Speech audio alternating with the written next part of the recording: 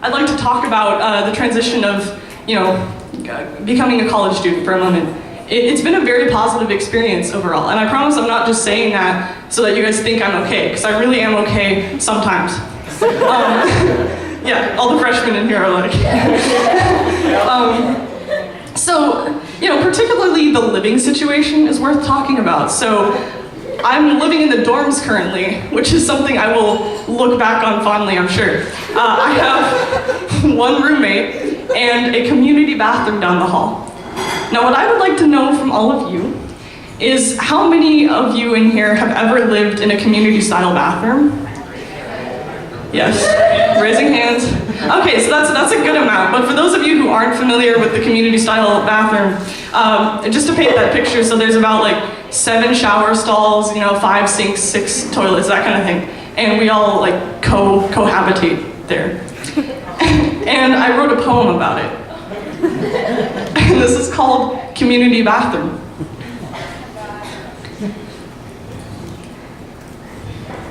In the beginning, they all played nice. The showers stayed clean, the sinks pristine, the toilets flushed of all impurities. It was a team effort to do it, but we did it. We put the community in community bathroom. But there comes a time in a woman's life when her faith becomes tested, and it was only a matter of time, only a matter of weeks before true colors began to show. And the switch really occurred in one telling moment when a student climbed onto the counter and proceeded to shave her legs in the sink in front of everyone. And from then on, nothing was ever the same. Small and unidentifiable bits of food speckled the sinks, hardening blobs of toothpaste mingling therewith. Hairs lined the shower walls like Christmas lights, and pools of water swampified the tiles. It was a dog-eat-dog world in there now, and we all knew it.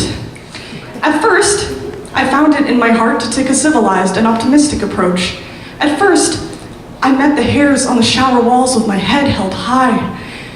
At first, I would naively look past the occasionally unflushed toilets, deciding it really wasn't so bad, still believing in humanity. But eventually, disenchantment hung over all our heads. There arrived a darkness. We were all beginning to battle exams, little time, little sleep, less respect, and the unflushed shits got worse. The Lord was testing me. There comes a time in a woman's life when the world becomes doomed, dire, and all the magic is gone. Today, I step into the shower stall to get cleaned up before bed. I take off my shirt, scrambling to hang my bag on the anorexic towel hook. I take off my shorts, and suddenly, my fingertips taste the sweet kiss of gravity. My life flashes before my eyes as the shorts spiral downward toward the puddle beneath my sopping flip-flops, and the moist thwop is sickening. I bend down to pick up the dampened shorts. My chest heaves breaths of resignation. Each drop of water slipping off the corner of the shorts resembles a drop of innocence departing from my soul. I turn on the water.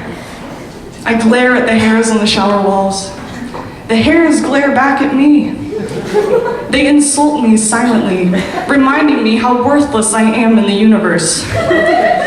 I begin my shower, and as the hot water runs down my body, hope runs out of my heart. I understand now how macabre the world is, and I struggle to know my place in it.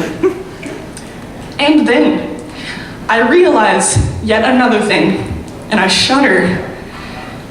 I tune into my body just long enough to realize that my bladder is unsatisfied, for I had actually forgotten to empty it before getting into the shower.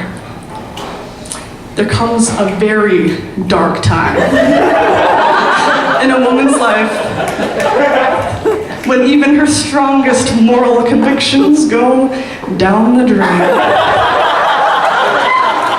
I stare at the drain. There is no God, children are dying. In the holy wars between the Catholics and the Protestants, the victor would actually slide his Bible into the slit abdomen of his opponent so that he would die with the supposedly true word of God in his stomach. And that is what I have the opportunity to do to the drain right now. I have to do this for God. I stare into the drain. My bladder whispers its dark secrets to me. This is a community bathroom, and I am about to take the community out of it. I do this to release my anger on this day. Sin itches under my skin, my pulse rattles in my ears. I close my eyes, take a pause, take a breath, and unleash my yellow demons. The hairs on the walls cheer me on.